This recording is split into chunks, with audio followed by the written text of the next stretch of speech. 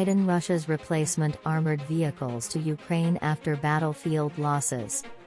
By attacking through minefields while under Russian artillery fire, the Ukrainian army has already lost at least 16 Bradleys and 4 Leopard tanks.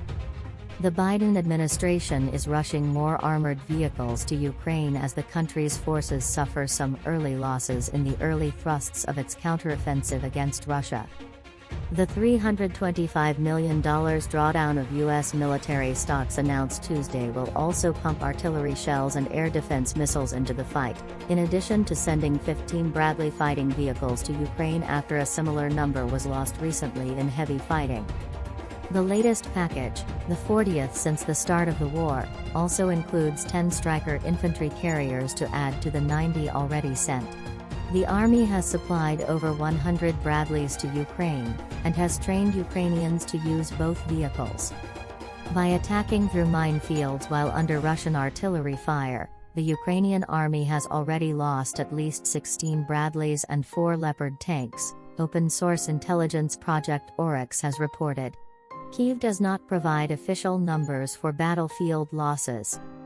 NATO countries have trained tens of thousands of Ukrainian troops over the past year, many of whom are now being thrown into the fight across a vast swath of territory across hundreds of miles of front lines. Some of those units are equipped with the US-made Bradleys and Strykers, and other with German-made Leopard tanks. The Pentagon has pledged 31 Abrams tanks, but the Ukrainians are still training on them in Poland, and they won't appear on the battlefield for months. Unlike the surprise lightning offensive that took back hundreds of miles of territory in the fall, Kyiv has downplayed some Western expectations for this latest thrust, with well-entrenched Russian forces awaiting them entrenched behind vast minefields. It's going to be a slow roll, Representative Mike Waltz, Republican Florida, said. I can tell you as a former armor officer, breaking those types of trenches and defensive lines is incredibly costly and difficult.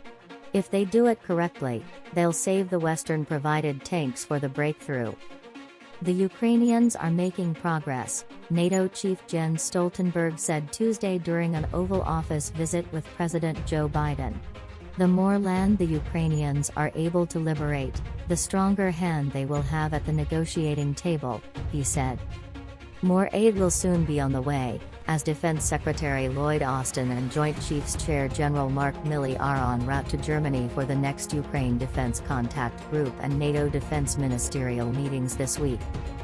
High on the agenda will be sustainment for the tanks and heavy armor Western allies have sent Ukraine, as the war grinds on, and as Kyiv's forces will need help in repairing battle-damaged equipment this summer.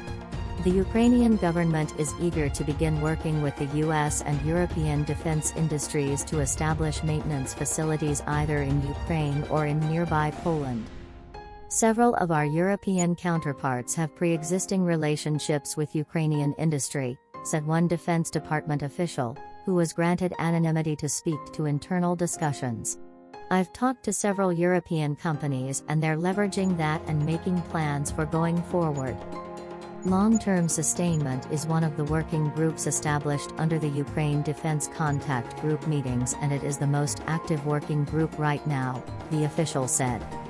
That's today's latest news. Don't forget to subscribe, like, and comment so that this channel can continue to exist. Thank you for listening to the end and I hope it's useful.